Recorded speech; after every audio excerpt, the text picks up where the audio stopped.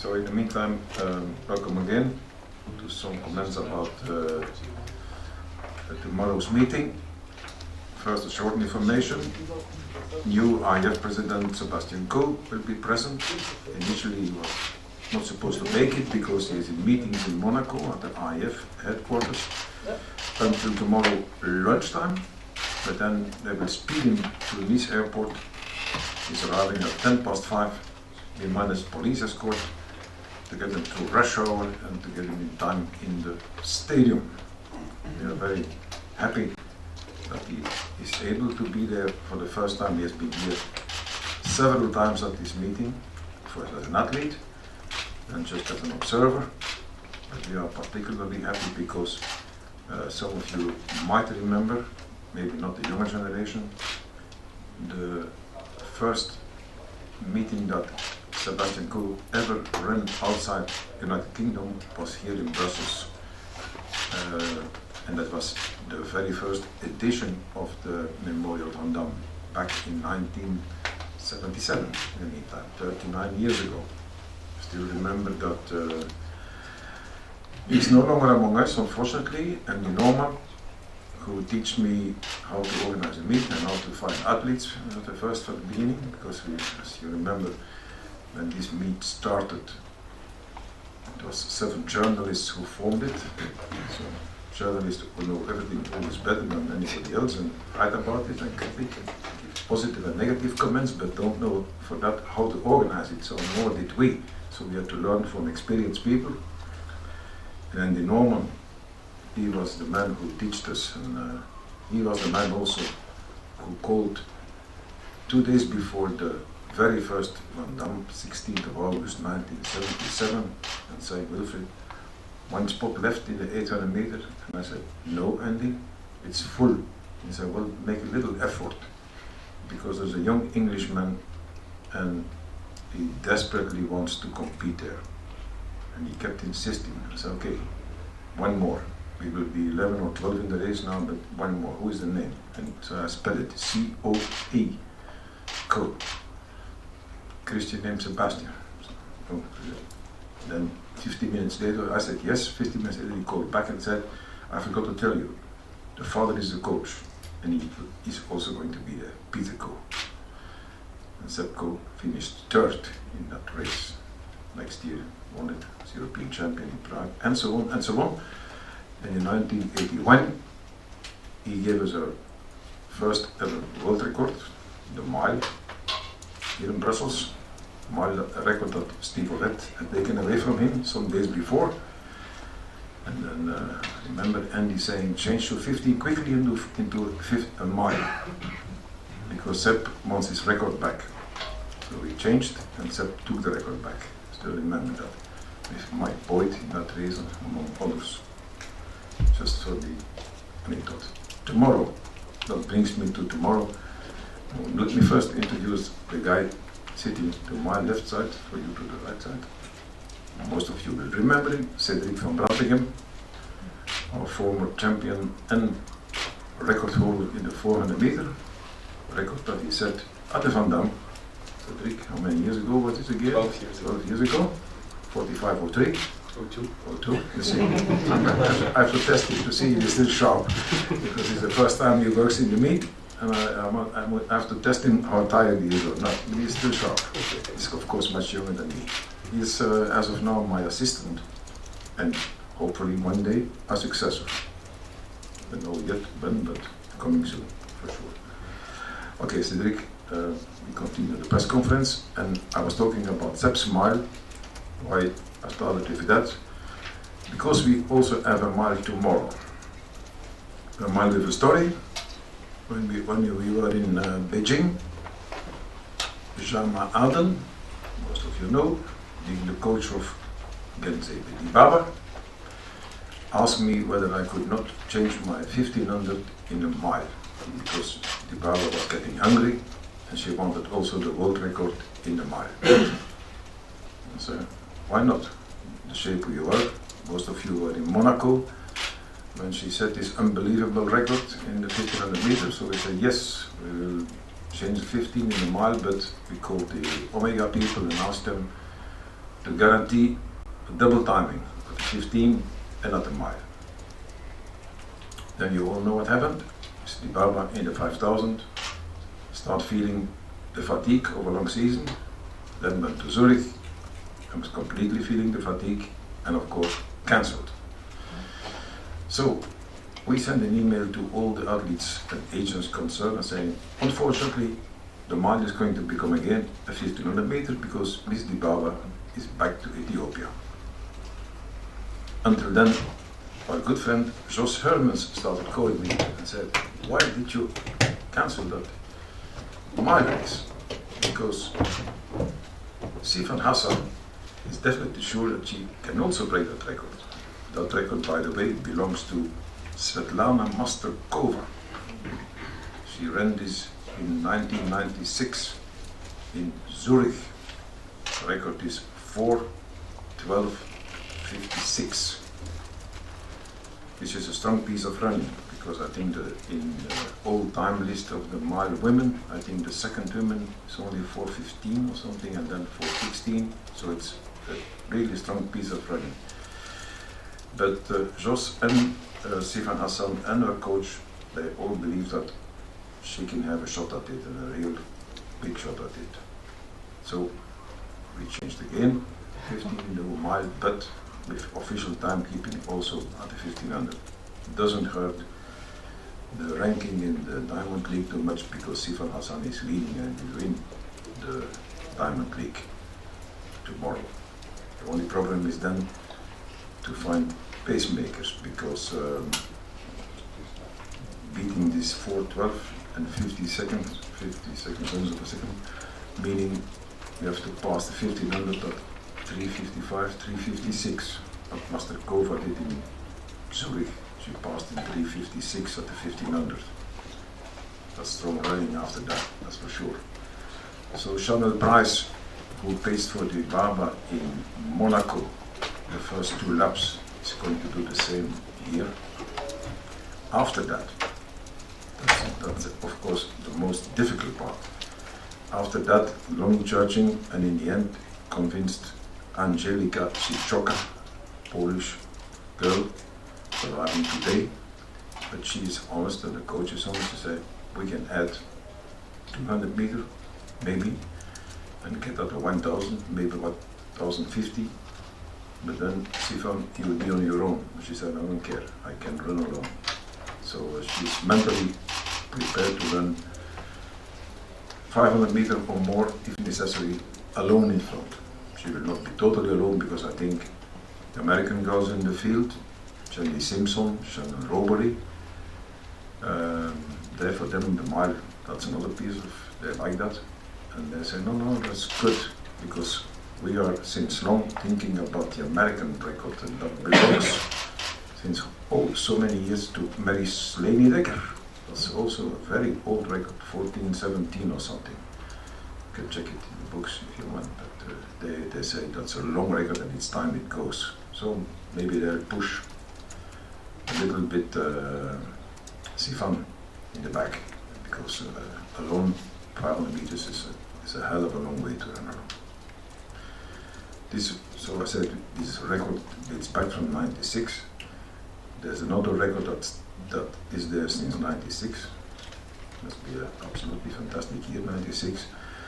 And that's our own national record in the 1500 meter by Christophe Impens, set during the Van Damme, 3:34:13. It was one of Ivo Van Damme's records. 800 meter record of Ivo Van Damme set in Montreal Olympic Games is still there. But the 1500 meter record was broken by Christophe in 1996. And now we have a young guy, Hannes, Peter Jan Hannes, who strongly believes that he can break that. He has been twice close already. And we have put in the program some kind of European 1500 meter. Because the 1500 meter final, as you all know, was in Zurich last week. So for us it's an additional so-called promotional event. We hope to make promotion for our sport by adding this and maybe having a record. And all the guys in the field, all Europeans, happy that for once they will not be punched away by 9 Kenyans and 5 Ethiopians and 3 or 4 Moroccans. So it's going to really be a European race. That's for pieces where there might be records in the air. Although I secretly hope the weather still stays like this, that something special might happen in the 100 meter, because what Justin was not telling you half an hour ago was that he really has set his mind on Tyson Gay's 100 meter record, 9:69. That is big goal to finish the season. He didn't say so, but he told me, but he's really dreaming about smashing that American record. Hopefully, you see. It also depends, of course, on the wind. The track is fast, he knows that. We all remember his double last year here, so he knows he can run fast here, but still, 69 is not easy to do so. He'll double, as he told you. And interesting for us, he'll double against Van Nieuwkerk, who's now recovered from his incredible 400 meter in Beijing. So it's very interesting to see these two together, Van Nieuwkerk and Gatling. That's really both the thing. Going to the other races, we'll have, of course, another promotional event, being the 400. Final was in Zurich, so we do one more here, but mainly for the Borlée twins, although this time the 3 Borlées will not be at the start, there will only be 2. One of the twins is going in the 200. Kevin, former European champion, and Dylan will be in that 400. This time not so an easy race, because also Rashid McDonald is there, one of the guys who runs 44 in Beijing, as we all remember. Then we come to the 800, where Disha from the very start, with his agent, made it clear that he would not come to Brussels. Don't know why. He's in the meantime back to Kenya. I heard he was going to compete in Rieti, but he finished the season apparently. But that's good on the one side at the end of the season, where we are. It's 11 September tomorrow. That's the end of the season for most people, and for many people last competition of the season. You need what I call the more or less frustrated people, because of not having the result in Beijing that they hoped for. Among them, Amos, of course, Amman. So it's people who one even missed the final, or both. They really want to run fast here tomorrow to end the season on a high note. There's also Tuka, one of the surprises of the season, shot. So it's going to be very good 800 meter. I had a long discussion with Jos Hermans about pacing that race, because Bram Son is doing the job since 2 years, but I didn't find him that convincing this season, so I opted for the other Dutch guy who ran so well in front in Beijing, Kuppers, new kid on the block. Believes he can go 550, maybe 600 meter, which is 150 meters more than Bram Son did recently in these races. That brings us to the races where is so much at stake for the Diamond League. The 5000, there's no Mo Farah here, unfortunately, but Mo Farah, just like last year, prefers the Great Northern Run in Newcastle. He is leading the Diamond League, but he is not fighting for his diamonds. That means that the people behind them in the ranking, Keselsha, Keple Hirwet, Rongo Siwa and Diku True, they all separated only by 2 points. Even Isaiah Koic by 3 points, they can all still win the Diamond League. Given the fact that it's double points in the Diamond League, they can all still win it. So this is a very promising 5,000. And the last minute add to that 5,000 field is Gillen Rupp, who says, I feel so good that I'm going to give a shot at the American record belonging to Bernard Lagat, 12:53 something. The best world performance of this season only being 12:58. That's a long time, many years ago, since it's only just 12:58. Usually much faster in this season. For whatever reason, this season there's not been a really fast 5,000. There are at least 5-6 guys who hope that this one is going to be a fast one, around 12:50. So interesting to follow.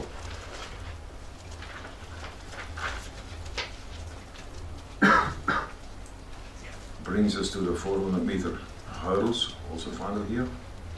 We know what happened to Burnshaw Jackson in Beijing. Missed completely his championships, really completely. I thought he was injured. He said, no, I'm not injured. I've been training hard. He is still leading, and Johnny Dutch, who is still a threat for him, is here too. So that's a nice clash for a win in the 400 hurdles in these two. Pole vault is the same story. Lavillenie is 3 points ahead of Philippidis. For victory, it's one of these two, but if Barber, who is also in the field, jumps high, but he apparently plans to do, he can really play with the cards and can influence the final verdict. Lavillenie said clear to me, I feel that I'm obliged to win. And I probably will be obliged to jump high to win.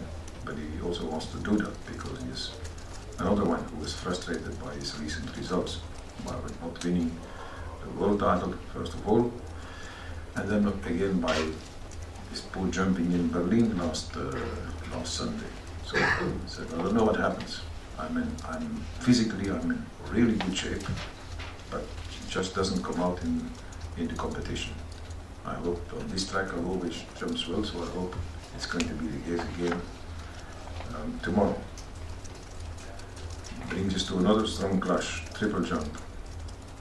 Christian Taylor Pichardo, one of the great competitions, one of the great souvenirs of Beijing for me.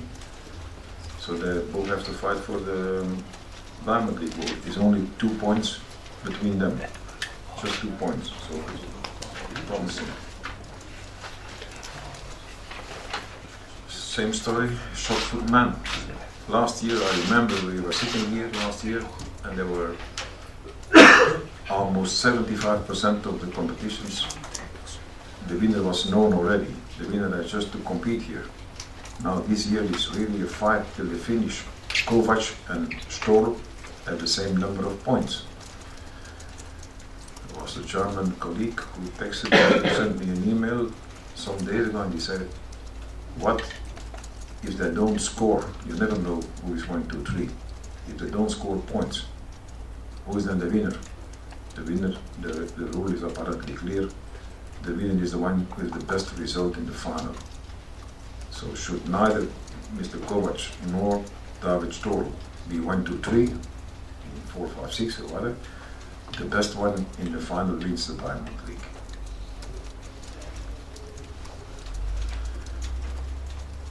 Javelin throw, there is Mr. Vesely, is 6 points ahead of Pete Kamaki.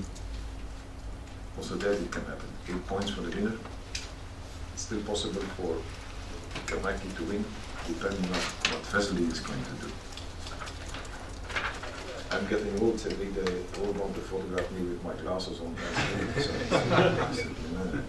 it's okay. Stop, guys.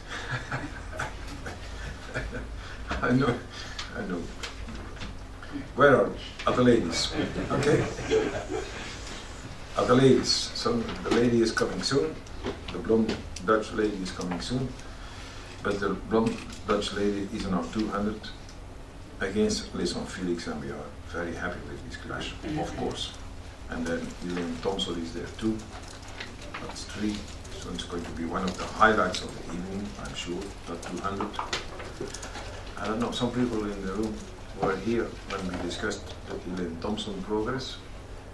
They said, oh, all of a sudden, that fast, so and so. Okay.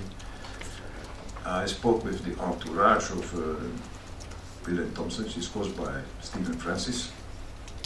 And maybe I have to repeat myself here for the people who were present, but for the ones who were not here.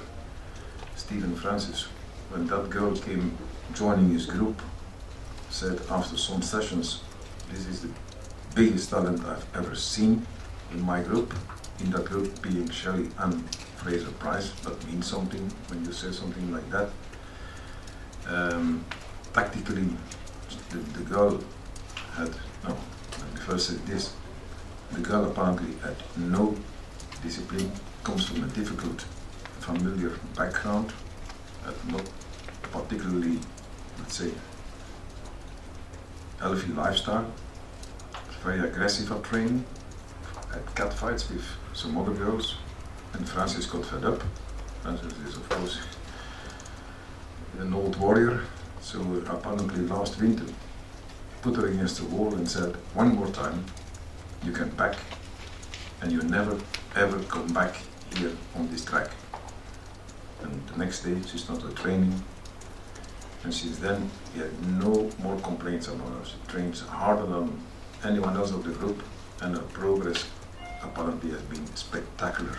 So spectacular that for obvious reasons Coach Francis kept them apart in Beijing, one in the 100 and one in the 200. He didn't want any conflict situation 10 months before the Olympic Games. Okay, Felix, Schippers, Thompson together in one race, and Tarmo, who can still win the jackpot with the Diamond League. I don't speak about the jackpot, this is from my past in the titles. But that's a fantastic race, promising race, because especially they know that the curves are wide and easy running, because they all said the new model track in Beijing was a super fast track. Everybody saw that, but the curves were not that easy in the Buitenweg Stadium. In this stadium, the curves are, Cedric, you've been running on that track so many times, the curves are good, very good. I put my glasses on, guys, come on, get ready. Following me, the women, two possible winners, Macaroni and McPherson, and as referee for sure, Shawnee Miller. All three here. I already mentioned that for the 1500 meter is going to be double timing 15 mile. Hassan can't be beaten for the victory. I've told everything about that. The steeple, there is also almost sure that Nian Bora will win, but I am very curious to see tomorrow the performance of Greeley, who is still mad about herself for losing the final in Beijing. She says, I'm in very, very, very good shape. Try to find me, please, a reliable pacemaker. Reliable meaning not like some of these African girls doing too nervous, too fast out, then a slower, too lap, then again too fast. Somebody who at least can guarantee me some steady pace.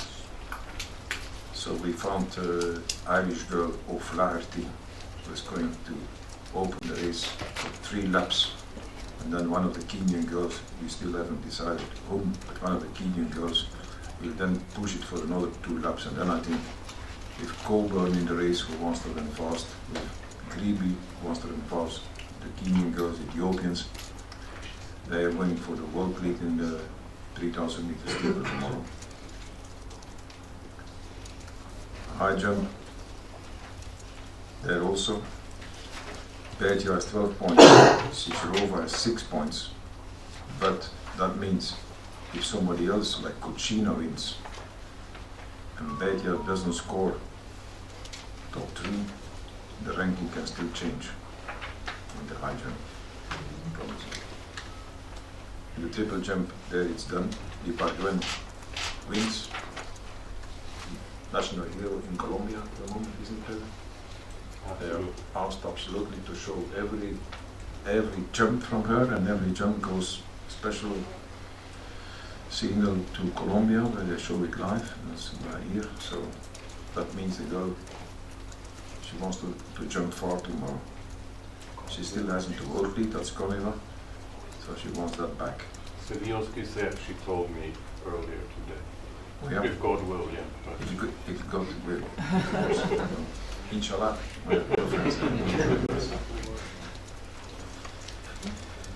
And discus throw, that's also something that is Petkovic.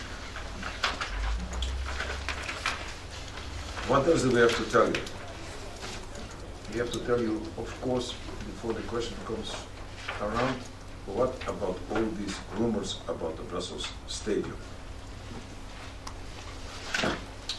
These rumors are, of course, true. True is that some people, political leaders from the city of Brussels and the region of Brussels, as I told some of you I think last year already, want absolutely Brussels among the 13 cities that are going to be the host cities for the European Football Championships 2020. But Brussels needs a new stadium.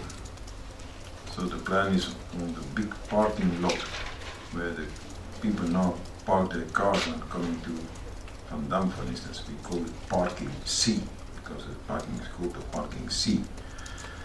They plan to build there a brand new stadium, but they didn't want under no means a track in that stadium. Of course, it was a shock for us to learn that. It's actually one of your colleagues who had to call me on Saturday night to warn me that what was going on, isn't it, Philip? Because I was not even aware what was going on. It was all behind our back. And indeed, the rumor was confirmed. They wanted a soccer stadium, no track allowed, not talking about where's but something to cover the track, no way, no track, football. And don't discuss, it's going to be totally private funded. In the meantime, there's no private funding, but there is private funding, of course, but there is already a lot of public money going to be involved. So the protest is growing more and more, and the protest was even stronger when the rumor was spread, and it is no more a rumor that the actual stadium, the former Heysel Stadium, now called King Baudouin Stadium, was going to be teared down in, first they said 2022, then they said 2020, anyhow, 4 or 5 years from now. So protest has been growing and growing and growing, and now the political leaders now start to change the feeling, the pressure. So yesterday, 2 days before the meeting, Bob Verbeek, our CEO, and me, we were called to the town hall for the meeting with the mayor and the person in charge of sports. I said, no, well, there's a lot of misunderstanding. We are working on a solution, and don't worry, we want Van Damme to be always in Brussels, and we want Van Damme to be having a good future, and so on and so on. So the situation is still not clear, but we are getting slowly, but I say slowly, more and more optimistic that in the end the actual stadium will remain and renovated, will be renovated, which is absolutely, I don't have to convince you. I know how you have to work in the press box, and I know, but it is when you sit there and somebody in your row stands up, your row has to stand up because there's no leg space, so they know they have to renovate it. But apparently this is what they are now more and more thinking about. Maybe also bringing the capacity from 50, the actual 50,000 down to 40 or 45. A number which is perfect for us. This is also the perfect number whenever Belgium should be candidate for European Championships or who knows, World Championships. I'm going to talk about this with Sven Hansen, the new European President, and with Sebastian Coe in the coming hours, days. So a 40,000 modern stadium where they could accommodate athletics, rugby, hockey, which is growing. We have quite a strong hockey team, men and women in Belgium. The sport is growing in popularity. So there's still lots of possibilities. On the tribunes, indoor arena. So there's a lot of plans and talks now, so we're getting now closely in the direction where we want to go. Because it would be a pity. This is 100 years of Belgian sports history, this stadium. The national team has played there. Even Anderlecht, who doesn't want the track, has played there some of his European Cups. The Tour de France has ended in that stadium one year. We had European Championships in 1950 in that stadium, Satopek and Gaston Rijf, in an historical clash over 5,000 meters, I think. There's been boxing in that stadium, there's been tennis with King Classes in that stadium. So there's so many pages of Belgian sports history that many people say this is a shame, just only this idea of breaking it down. Restore it, yes, renovate it, yes, but don't put the bulldozers against it and pay it off and just replace it by a football stadium and send us somewhere in the city, in the Mickey Mouse Stadium, where maybe 10,000-12,000 people watch the Van Damme. That means 40,000 who have no seat. Because we are not sold out yet for tomorrow, but we are close to. It's like less than 2,000 tickets left, which means we are already 45,000 tomorrow. Which for a small country like this is still a huge crowd. Still happy that the people, despite all what's going on, still want to come to the Van Damme. And despite the fact, last thing I have to comment on tomorrow's edition, despite the fact that Mr. Bolt all of a sudden cancelled and said he was going home.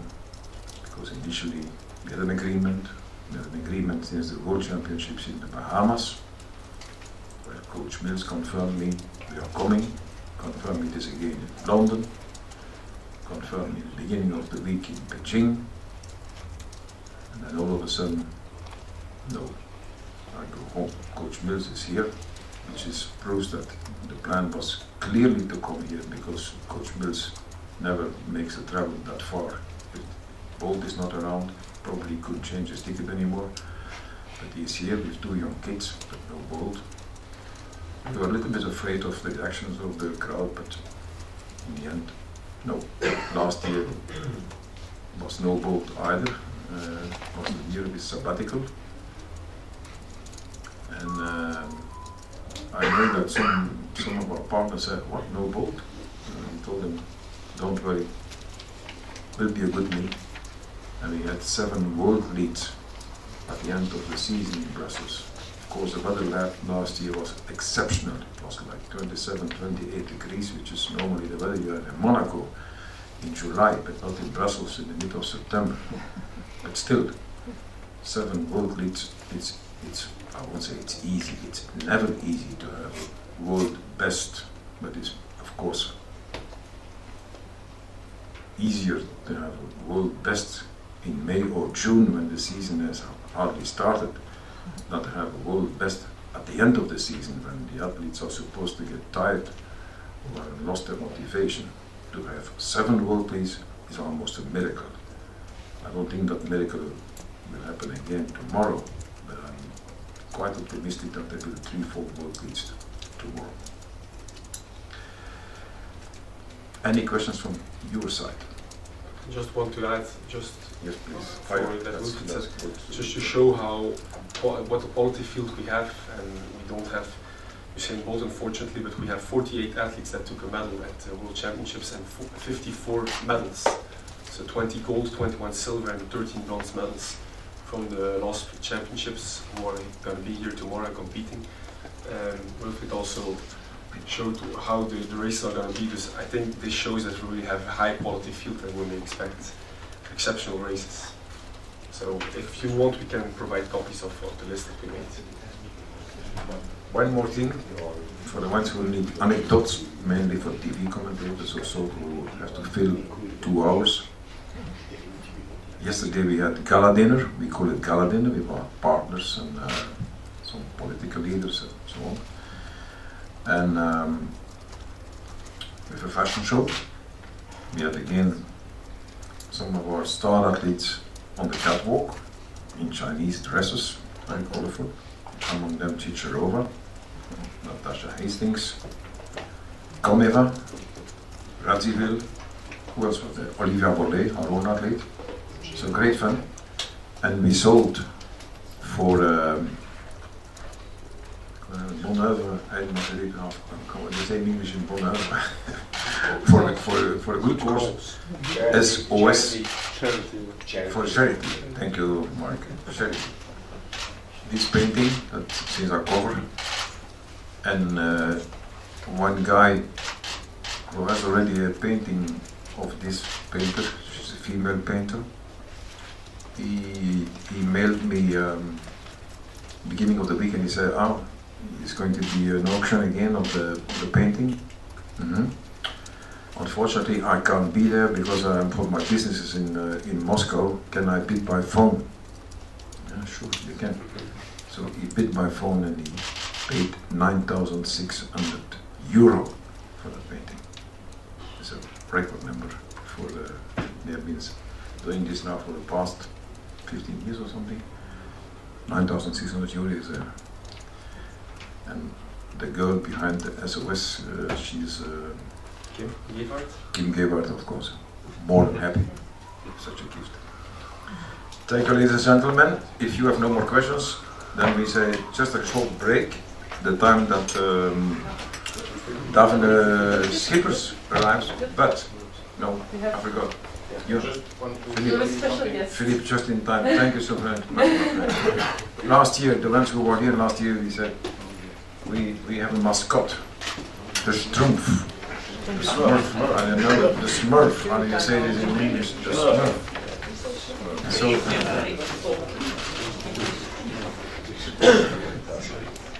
the Smurf are going to be back this year. There will be 4 of them jumping around in the stadium, entertain the crowd in the very few that. Yes, thank you, Wilfred. And we are very proud to announce that this year, once again, we will be the mascot of the Memorial van Damme. And you will see tomorrow there is a big Smurf in front of the stadium. It's a 12-meter high Smurf, and you will see it hopefully. And in the stadium you will see 4 costumes animating the crowd and making some athletic stuff. And just before the ceremony, you will see a magic relay with kids. And we insist that why we are the mascot of the memorial is that the Smurf is a real good ambassador for the kids and for good moving, healthy and sportivity. And I'm very proud to announce that the winners of the 4 winners for the kids will receive a handmade Smurf.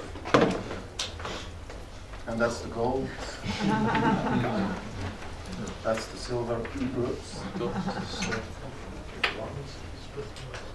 And the browns. And for the others, we don't forget Coubertin. All the others will receive another one with a medal, and hopefully we'll be in the stadium next year to do it again better and better. Thank you very much. If you have some questions. Philippe is saying is we have to promote our sport because, like in all country now, football is overwhelmingly dominating the sport pages and the sports programs, and it's harder and harder every year. I don't have to convince you guys to find for some space in your newspaper for athletics. And also the kids, they are influenced by what they see on TV, and if they see only football players, that's not good for the future of athletics. So we try to develop initiatives to get the kids and the young girls attracted to our sport. When we launched last year, quite late but still successful. Now we started earlier, very successful. We call it the Magic Relay. And in every province of Belgium is school competitions, relay, 4x1. And the winning school per province, boys, girls, run the final in our pre-program. So the kids very excited about this idea, the parents also, can imagine. And that's, thank you so much. For the winners, this, and for all the participants, the Smurf in normal colors, blue and white. Thank you. Once more, thank you, Philippe, and thank you. So We have great. a press Is she there? map. We have a press map in English, in French, and in Flemish. If you want some more information, About the during your Smurfs, commentary. Yeah, it's a press kit. it's a little press kit. You can find it there. Thank you.